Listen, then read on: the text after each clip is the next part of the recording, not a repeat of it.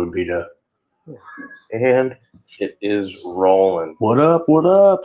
Give it a minute for the people to join. Mm-hmm.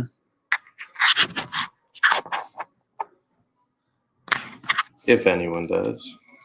I never really mess around with live Facebook much. I go live on YouTube. Yeah. I get like 30,000 Nice people tuned in sometimes. Yeah. And what's cool is like we could connect ours together. So like let's say you're in Ohio and we're here. Gotcha. We could go live and both our comment sections would get mixed. Oh, okay. Wow, Yeah. that's cool. Yeah, it's really cool. Like you just like send like a link invite. That's so smart. Yeah. I want to do some hypers later. I'm excited to try those single legs because he's got one in the backyard. I saw that. Yeah. Dude, he would love my. I mean, how many square feet do you think my basement is? 2,200 with 10-foot ceilings. It'd be. Oh, he'd love it. Yeah. No, this ain't Mike O'Hearn today. We got Matt Wenning taking What's over. that? Yep, the real Mike O'Hearn. Mm-hmm. You guys got any questions? Yeah. We'll get to them. So just ask. Yeah. And anything powerlifting specific, anything about training with Mike, anything about what I do when I travel, because that's like a 5-hour flight to get here from Ohio. Jeez. So yeah, I mean it's a doozy. What's your preferred page? This one right here? The other one's bigger than strong. OMG. What's the easiest way to lose body fat? Well, So this is okay, so easiest way to lose body fat. When I did a lot of classes with Charles Poliquin back in 2015 to 2018, he said the first thing that you want to do is fix your breakfast. So if you're trying to lose body fat, the first thing that you want to do is you want to eat a decent amount of carbs and fats in the morning, because it kind of pre-programs your body to think about what it wants for the rest of the day. So you notice that people that are overweight do two things or have high body fat.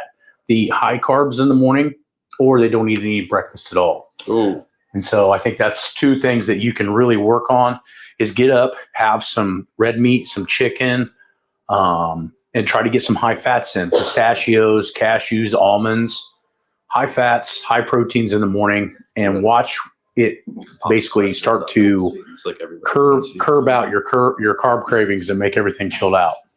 So that's the first one I would say would be the biggest thing you can do. And always think protein, right? When I'm working with my firemen that are overweight or even in the obese category, every time they sit down, I try to make them think about protein first. If you're trying to get 40 or 50 grams of protein in a meal, it's really hard to do that with potato chips, right? Like you can't eat 50 grams of protein with potato chips, like 20 bags. But you can get that with ground beef, ground chicken, ground turkey. Those are my three major go-tos. So that was a good question. Beautiful. Read them to me. I can't really see. Yeah, no, I'm just looking for some. Or if you want to pop it up on the screen in that big spot like you did, Dingleberry. Dingleberry 20. Oh shit! It's a fucking awesome name.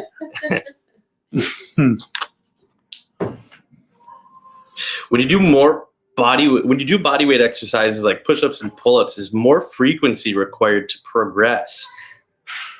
I do 3 sets 3 times a week, and I feel like I'm plateauing. Well, you're plateauing because it's the same stimulus over and over again. If you look at the old Soviet texts, there's really 2 ways to change your loading. You can change the volume and intensity, which I consider those to be number changes, or you can change the actual mode or the exercise. And so if you're doing the same exercises over and over again, there's a handful of things that are going to be a problem with that. The first thing is you're going to hit a plateau like you're seeing. If you keep pushing through that sticking point and not listening to your body to switch the exercise, it's going to usually develop into an injury. Ooh. So you have to make sure that your training has variety, not necessarily for the muscle, but for the joints to get different pressures at different times and angles so that it can recover itself. The body doesn't like to recover itself from the exact same stimulus over and over and over again. And this is where it gets confusing, because we see a lot of top pro guys, a lot of dudes which I consider low education on biomechanics and physiology. The problem is that you also have to be thinking about your joints, ligaments, and tendons when you're training, not just the muscle tissue. And this is where it's getting real dicey, because you see people like, well, I heard it's best to rest 2 or 3 minutes for hypertrophy. Yeah. Or I heard it's best to, you ever hear anybody talking about what's best for ligaments, tendons, and passive tissue? Never.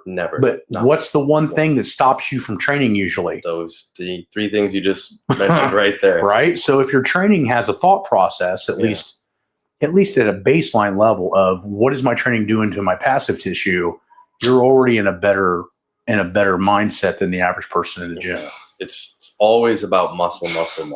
Right. How do I grow my chest? Right. How do I grow this? How do I grow that? And I know I'm on Mike O'Hearn's page, and I know that a lot of you guys follow him because of his aesthetics. And trust me, if I could look like Mike, I fucking would. But my point being is Mike has more of my respect because he's never injured. Yeah. Well, he beats that fucking information into the bush with these people. Yeah. Oh, I've seen it. But my point being is like, that's why you guys should be following him. Yeah. That's why you guys should be listening. Right. And again, that's where you want to be, because for most of us, like myself included, I didn't look like I really lifted weights for the first 4 or 5 years. I was a big, thick kid, but I had to lift almost 10 years until I actually looked like I had muscle. So my body doesn't respond in an aesthetic nature. It responds in an explosive and strength nature. But your ligaments were made out of steel. Right. And I did that by being very, very cautious on how I progressed, giving my body time and deloading. So that's something else that I think is a big thing for you guys, is understanding that you need downtimes in your training. I watched a video of Dorian Yates talking not very long ago, and he was talking about how every 6 to 8 weeks you need 3 to 5 days off completely. Yeah. And I think for most people, that's probably a good rule of thumb. Yeah. Now, for some people that has everything tuned in and maybe they don't have a high stress job, they got their nutrition perfect, their sleep perfect, you may not need deloads. But for the majority of people, you're not in that category. So we have to think about what category we are in and what we can do to make that better.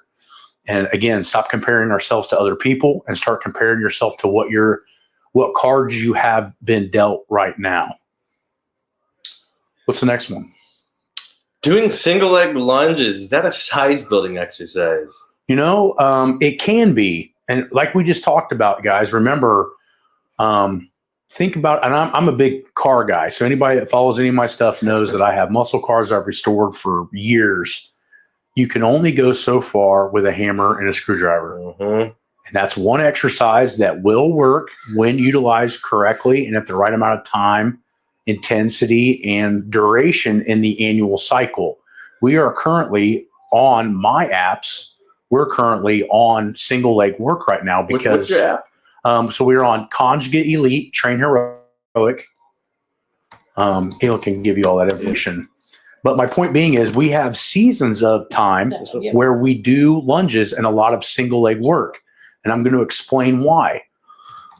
You are only as strong as your weakest side. Okay. And so when you guys are training really hard, if your right leg squats 315 and your left leg squats 365, you squat 315.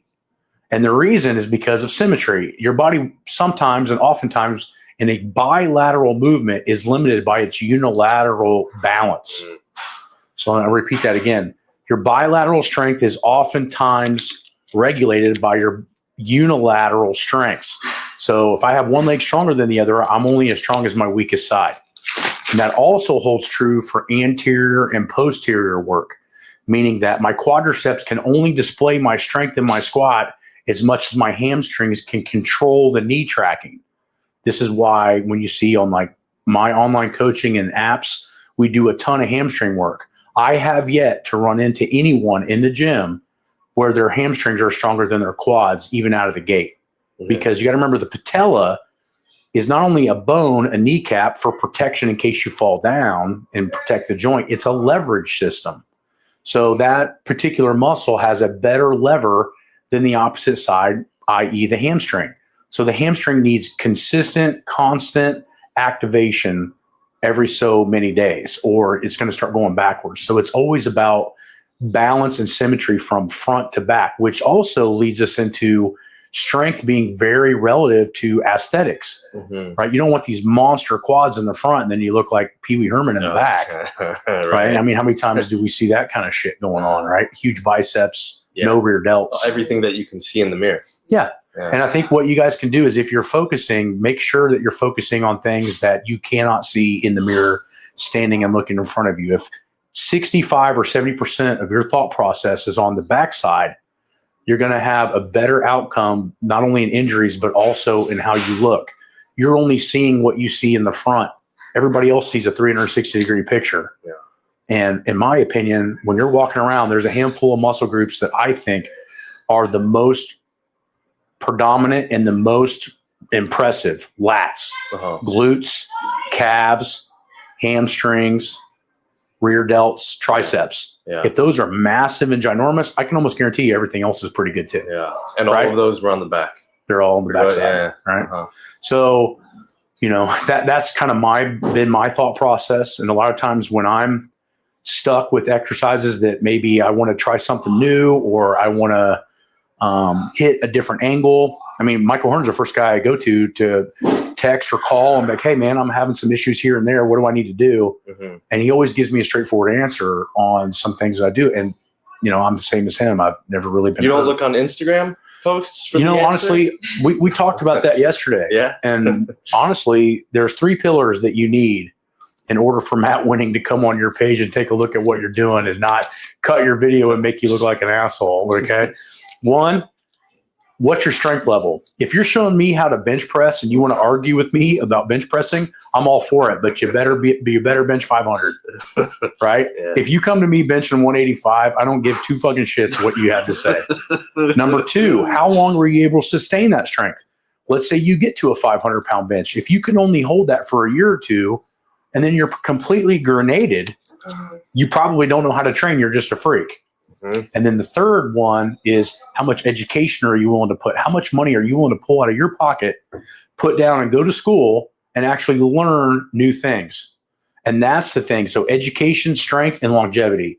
If you don't have those 3 pillars, then I'm probably not going to listen to you. And don't get me wrong. I've been around coaches like Louis Simmons, who had immense knowledge in powerlifting, chains, bands, accommodative resistance, eccentric and concentric separations, but he had a very limited education as well. Mm-hmm. And so I think that he would have been more of a legendary status and been able to bridge gap away from powerlifting into the entire fitness industry if he would have went ahead and went and finished college, went and got a PhD, and went and got some of those people's respect in the academia world, right? And that's been my big push is how do I make myself as knowledgeable as Louis Simmons, but have the education to back it up if I want to teach and be a professor, or I want to start writing high-level articles and all kinds of different research type stuff.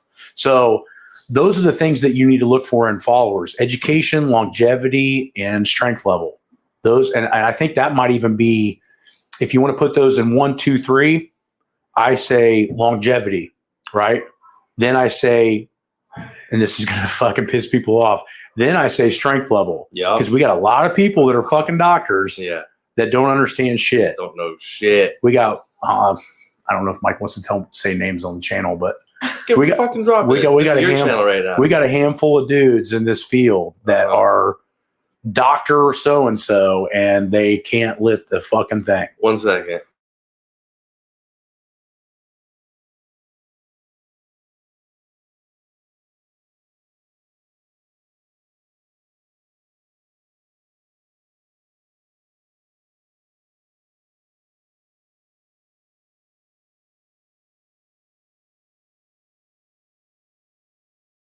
Okay.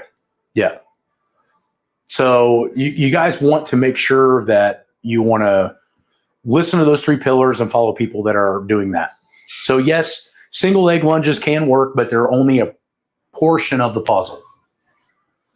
I know. I cut the audio for a second so we can talk shit real quick, guys.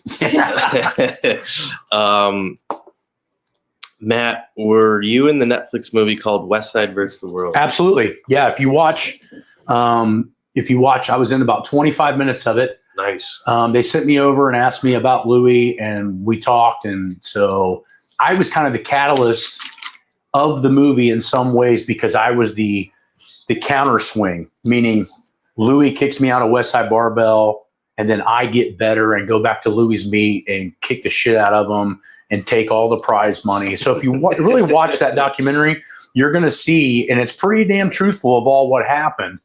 You're going to see a real interesting story of me moving to Indiana, me training, me meeting Greg and Vlad and all these world record holders and training together.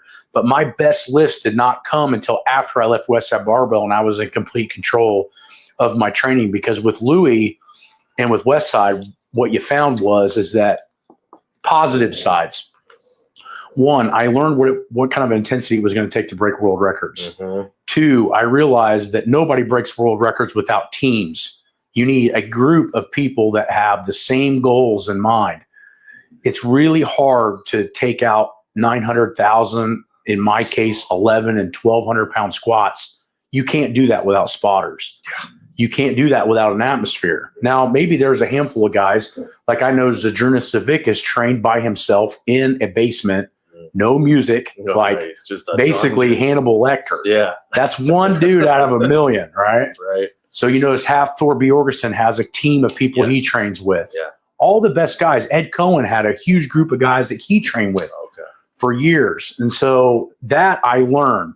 But what I also did not learn from West Side Barbell was training becomes individual once you become elite, right? When you become elite, things change. How fast you can recover is somewhat genetic.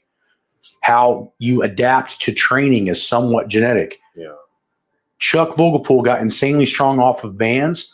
Vlad Hasselhoff did not get strong off of bands. He got more strong off of chains. And so they start to get these mixtures of where Louis would make the competition in the gym so difficult that we made it about gym lifts versus competitive lifts. And once I realized that it only mattered what you did in comp, that's when I got to be world class and stay on top of the world for a handful of years. Let's knock out like one more. Sure. We'll get in there. One of Mike's kind of favorite types of question. Hey, what do you guys think of OMAD, 1 meal a day? We get this kind of shit a lot. Well, I can tell you exactly. You show me someone, again, that follows a longevity mindset that has any kind of strength and any kind of real muscle mass, and I'll show you somebody that regiments their meals and eats at least 3 to 4 hours a day that they're awake. Mike would agree with that. Mm-hmm. I mean, every time I've been out with Mike, he eats twice as much as I do. It's just what he's eating. Right. Yeah. And again, I think we need to stop trying to reinvent the wheel. But I'll tell you why OMAD, which I'm glad you told me what that was because I had no fucking idea. Exactly. Because I'm a powerlifter. Exactly. That means I don't go without eating. There's tons of acronyms. Do you do But HB? I will tell you this. The reason that OMAD is so important or so popular in the general public and just maybe the low-level fitness industry is because it's fucking easy. Mhm. This means that if I only got to think about eating one time a day, then I don't have to regiment my meals and prep everything and store everything and probably eat the same thing all the time. Notice what I'm saying is what people try to avoid that actually makes them look or feel the way they want. Mm-hmm. They think that if I only eat one time a day, it's going to fix all my problems, right? That's not the case. The case is that are you regimented enough outside of the training to be able to show these gains? And that means that your sleep and your diet have to be just as in tune as your training itself. Mm-hmm. That is where it comes down to. So there is no, well, I only eat today and that's going to fix all my problems. You need to be regimented and eat clean. And on top of that, understand that eating can be somewhat individual and needs to be based mostly off of your blood work, meaning that some people can eat red meat 3-4 times a day and have no problems. Others, it's going to start raising a lot of different markers. Mm-hmm. And so we have to play with those different things and figure out what works for us. You want to get food allergy tests because some foods that are labeled as healthy may be high inflammation for you and some foods may not. And so how do you know that unless you get tested, and you really don't? The more you know. And that's huge. People don't get tested. People don't know. No, they just want to run by the wayside. And it's so easy to get tested now. So you know, when I easy was to in get my tested. prime and O'Hearn was in his 20s, Mhm. it took more work and understanding and know-how how to get your blood work done. Yeah. Kind of like Kaylin, my girlfriend, she's in Canada. It's not as easy to get your blood work done I up know there. we hear that people always ask us, Yeah. hey, how do I do this and that? But here, you got Merrick Health and all these other startup You companies. go down the street, and in 10 minutes, we can go to Quest, come back with a full panel, and in 2 days, we'll know everything. So in 2 days, we can go to Quest and we can get blood work done. We can know everything what's going on, our testosterone, cortisol levels, hematocrit, hemoglobin. And if you're really big into straining hard and eating a lot of protein, get your kidney function checked. Look at your EGFR. Look at your creatinine levels. A lot of those things can stop a problem from happening before it becomes a major issue. And if you're just flying by the wayside, bad idea. There it is. Jeff, have you upped the dosage, bro? Not yet. We are out on But that note. But I'm in town, so he'll have some more. Did you see that video where Mm-mm. Arnold comes to the gym and he just fucking busts my balls so Oh, no. hard? It's We wanted to talk to It him was so so bad good. yesterday. yeah. He walked in right before you guys got there, and I'm like, man, I need to go. Because I thought he might remember me, but I'm like, I'll leave him alone. Yeah. It's all about. Mind your business. Yeah. Yeah. All right, guys, we're gonna go squat. Thanks for watching. Hope you guys hop on my Facebook page. We got a few of them. Matt Wenning, Wenning Strong is the other Instagram stuff. If you guys come to Winning Strength on YouTube, I do a little bit more stuff in the powerlifting range, but there's some stuff that will heavily transfer over to how Mike O'Hearn trains and what I've learned over the last 30, 40 years of being in the field.